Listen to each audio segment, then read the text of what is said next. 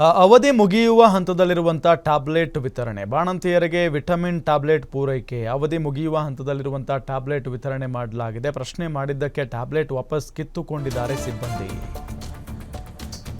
ಅವಧಿ ಮುಗಿಯುವ ಹಂತದಲ್ಲಿರುವಂಥ ಟ್ಯಾಬ್ಲೆಟ್ ಅನ್ನ ಕೊಟ್ಟಿದ್ದಾರಂತೆ. ಬಾಣಂತಿಯರಿಗೆ ವಿಟಮಿನ್ ಟ್ಯಾಬ್ಲೆಟ್ ಅನ್ನ ಪೂರೈಕೆ ಮಾಡಲಾಗಿದೆ. ಆದರೆ ಅವಧಿ ಮುಗಿಯುವ ಹಂತದಲ್ಲಿದೆ ಅದು ಟ್ಯಾಬ್ಲೆಟ್. ಪ್ರಶ್ನೆ ಮಾಡಿದ್ದಕ್ಕೆ ಟ್ಯಾಬ್ಲೆಟ್ ವಾಪಸ್ ಕಿತ್ತುಕೊಂಡಿದ್ದಾರೆ ಸಿಬ್ಬಂದಿ. ಯಾದಗಿರಿಯ ತಾಯಿ ಮತ್ತು ಮಕ್ಕಳ ಆಸ್ಪತ್ರೆಯಲ್ಲಿ ಆಗಿರುವಂತಹ ಅವಾಂತರ ಇದು. ಆಸ್ಪತ್ರೆಯಿಂದ ಡಿಸ್ಚಾರ್ಜ್ ಹೊಂದಿದ್ದ ಬಾಣಂತಿಯರು ಡಿಸ್ಚಾರ್ಜ್ ಆಗಿದ್ರಂತೆ. ಬಾಣಂತಿಯರಿಗೆ ವಿಟಮಿನ್ ಔಷಧಿಗಳನ್ನು ವಿತರಣೆ ಮಾಡಲಾಗುತ್ತೆ. ಅವ್ರ ಮನೆಗೆ ಹೋಗುವಾಗ, ಡಿಸ್ಚಾರ್ಜ್ ಆಗಿ ಹೋಗುವಾಗ ಕ್ಯಾಲ್ಸಿಯಂ, ಐರನ್ ಹಾಗೂ ಪೋಲಿಕ್ ಆಸಿಡ್ ಟ್ಯಾಬ್ಲೆಟ್ ಅನ್ನು ವಿತರಣೆ ಮಾಡಲಾಗುತ್ತೆ. ಕ್ಯಾಲ್ಸಿಯಂ ಟ್ಯಾಬ್ಲೆಟ್ ಜೂನ್ ತಿಂಗಳ ಅವಧಿ ಮುಗಿಯಲಿದೆ.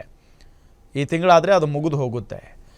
ಹಾಗಾಗಿ ಹಿಂಗಿದೆ ನೋಡಿ, ರೆಡ್ ಬಾರ್ ಆಗುತ್ತೆ ಇದು ಒಂದು ತಿಂಗಳಿಗೆ, ಅಂದರೆ ಮುಗಿದು ಹೋಗುತ್ತೆ ಅಂತ ಅಂದಾಗ ಅಲ್ಲಿನ ಸಿಬ್ಬಂದಿ ಅದನ್ನೂ ಕಿತ್ಕೊಂಡು ಅವರನ್ನು ಕಳುಹಿಸಿ ಕೊಟ್ಟಿದ್ದಾರೆ ಅನ್ನೋದು ಗೊತ್ತಾಗ್ತಾ ಇರುವಂಥ ಸಂಗತಿ.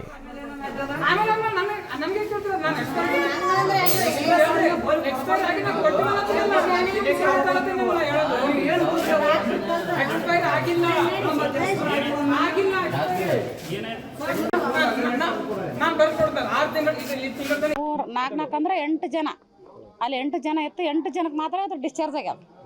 ಅವರಿಗೆಲ್ಲ ಇದೇ ಥರನೇ ಕೊಟ್ಟಾರ. ಕೆಲವು ಮಂದಿ ಗೋಲಿ 30-60 ಗೋಲಿ ಡೇಟ್ ಮುಗಿದು ಕೊಟ್ಟಾರ. ಒಂದು ತಿಂಗಳ ಮಟ್ಟಿಗೆ ಕೊಟ್ಟಾರ. ಈಗ ಗೊತ್ತಾಗೋರು ನೋಡಿ ಅವ್ರು ಹೇಳಿದ್ರು ಹುಡುಗರು, ನಮ್ಗೆ ಗೊತ್ತಾಗಲಾರ್ದಾರ ಅಷ್ಟೇ ವೈದ್ಯಗೆ ಎತ್ತಿಟ್ಕೊಂಡಿವಿ. ಒಂದು ತಿಂಗಳ ಮಟ್ಟಿಗೆ ಮಾತ್ರ ಕೊಟ್ಟಾರ. 30-60 ಗೋಲಿ ಮಾತ್ರ ಡೇಟ್ ಮುಗಿದು ಕೊಟ್ಟಾರ. ಕ್ಯಾಲ್ಸಿಯಂ ಗೋಲಿ, ಇನ್ನೂ ಒಂದು ಗೋಲಿ ಇದೆ, ಅವೆರಡು ಗೋಲಿ ಡೇಟ್ ಮುಗ್ದೇ ಕೊಟ್ಟಾರ. ಇವಾಗ ಬಂದು ಕೇಳಿದ್ರೆ ಮಾತ್ರ ಇಸ್ಕೊಂಡ್ಬಿಟ್ರು, ವಾಪಸ್ ತಗೊಂಡ್ಬಿಟ್ರು. ಅವ್ರಿದ್ರು ಗೋಲಿ ಬೇಕಂತಂದ್ರೆ, ಇಲ್ಲಾಂದ್ರೆ ಆಗಲ್ಲ ಅಂದ್ರೆ ಹೊರಗೆ ಬರ್ದು ಕೊಟ್ರೆ ತಗೋತೀವಿ ನಾವು. ಅವ್ರು ಹೇಳ್ಬೇಕಾದ್ರೆ ಹೇಳಿಲ್ಲ. ಆ ಥರ 4 ಅಂದ್ರೆ 8 ಜನ, ಅಲ್ಲಿ 8 ಜನ ಇತ್ತು. 8 ಜನಕ್ಕೆ ಮಾತ್ರ ಅದು ಡಿಸ್ಚಾರ್ಜ್ ಆಗ್ಯಾವ. ಅವರಿಗೆಲ್ಲ ಇದೇ ಥರನೇ ಕೊಟ್ಟಾರ. ಕೆಲವು ಮಂದಿ ಗೋಲಿ 30-60 ನಾವು ಸಿಜರಿಂಗ್ ಪೇಷಂಟು ಡೆಲಿವರಿ ಮಾಡಕತ್ತಾರ, ಡಿಸ್ಚಾರ್ಜ್ ಮಾಡಕತ್ತಾರ. ಡಿಸ್ಚಾರ್ಜ್ ಸಂಬಂಧಪಟ್ಟಂಗೆ ಗೋಲಿ ಕೊಟ್ಟಾರ. ಆ ಗೋಲಿಗಳೇನದಾವ ಇವತ್ತು ಇದೇ ತಿಂಗಳು ಎಕ್ಸ್ಪೈರಿ ಡೇಟ್ ಆಗ್ತಾ ಇದಾವೆ. ಅದಕ್ಕೆ ಕೇಳಿದಕ್ಕೆ ಏನಂತಂದ್ರು, ಎಕ್ಸ್ಪೈರ್ ಇನ್ನು ಮೆಡಿಸಿನ್ ಸ್ಟಾಕ್ ಇಲ್ಲ, ಅದಕ್ಕೋಸ್ಕರ ಇದೇ ತಿಂಗಳು ಎಕ್ಸ್ಪೈರ್ ಆಗೋ ಕೊಡ್ತಾ ಇದ್ವಿ ಅಂತ ಹೇಳಿದ್ರು. ಅದು ಕೊಟ್ಟ ಮೇಲೆ ಇದು ಹೆಂಗ್ರಿ ರಿಸ್ಕ್ ಆದ್ರೆ ಅಂತ ಏನಂತಂದರೆ ಹಿಂದಕ್ಕೆ ಇಸ್ಕೊಂಡು ಏನು ಮಾಡಿದ್ರು, ಮತ್ತೆ ನೀವು ಬೇಕಾದರೆ 2 ದಿನ ಸ್ಟಾಕ್ ಇಲ್ಲ, ಬೇಕಾದ್ರೆ ನಿಮ್ಗೆ ಹೊರಗಡೆ ತೊಗೋರಿ ಅಂತ ಹೇಳಿದ್ರು. ಆದ್ರೆ ಹೊರಗಡೆ ತೊಗೋಕೆ ಜನ ಔಷಧಿ ಕೇಂದ್ರಗಳನ್ನ ಇಲ್ಲ, ಈಗ ಎಲ್ಲ ತೆಗೆದಾಕ್ಯಾರ. ಮತ್ತು ಹೊರಗಡೆ ತೊಗೋಬೇಕಂದ್ರೆ ನಾವು ಮೆಡಿಸಿನ್ ರೊಕ್ಕ ಕೊಟ್ಟೆ ತೊಗೋಬೇಕು ಹೊರಗಡೆ. ಅದು ತೊಗೋಬೇಕಾದ್ರೆ ಮತ್ತೆ ಈಗ ಗೊತ್ತಿದ್ದಾರ ಆಯಿತು, ನಾವು ಕೇಳಿದ್ವಿ, ಗೊತ್ತಿಲ್ಲಾರಾದ್ರೆ ಹೆಂಗೆ ಮಾಡಬೇಕು? ಈಗ ಸತ್ರ ಏನಾನ ರಿಸ್ಕ್ ಆಯಿತು ಅಂದರೆ ಯಾರು ಜವಾಬ್ದಾರಿ ಇದಕ್ಕೆ?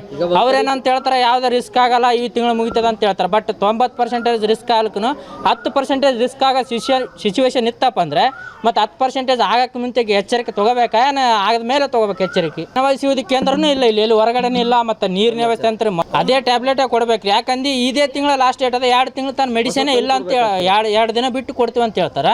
2 ದಿನ ಬಿಟ್ಟು ಕೊಡಂಗಿತ್ತಂದ್ರೆ ಈಗ ಮತ್ತೆ ಸಿಜರಿಂಗ್ ಮಾಡಿದ ಪೇಷಂಟ್ ಅದಾವ, ಏನೇನು ಹೆಚ್ಚು ಕಡಿಮೆ ಆದರೆ ಯಾರು ಜವಾಬ್ದಾರರು? ಈಗ ಒಂದಲ್ಲ 8-9 ಪೇಷಂಟಿಗೆ ಇದೇ ಡಿಸ್ಚಾರ್ಜ್ ಆಗೋ ದಿನನೇ ಅದು ಇವತ್ತು. ನಾವು ಸಿಜರಿಂಗ್ ಪೇಷಂಟು ಡೆಲಿವರಿ ಮಾಡಕತ್ತಾರ, ಡಿಸ್ಚಾರ್ಜ್ ಮಾಡಕತ್ತಾರ. ಡಿಸ್ಚಾರ್ಜ್ ಸಂಬಂಧಪಟ್ಟಂಗೆ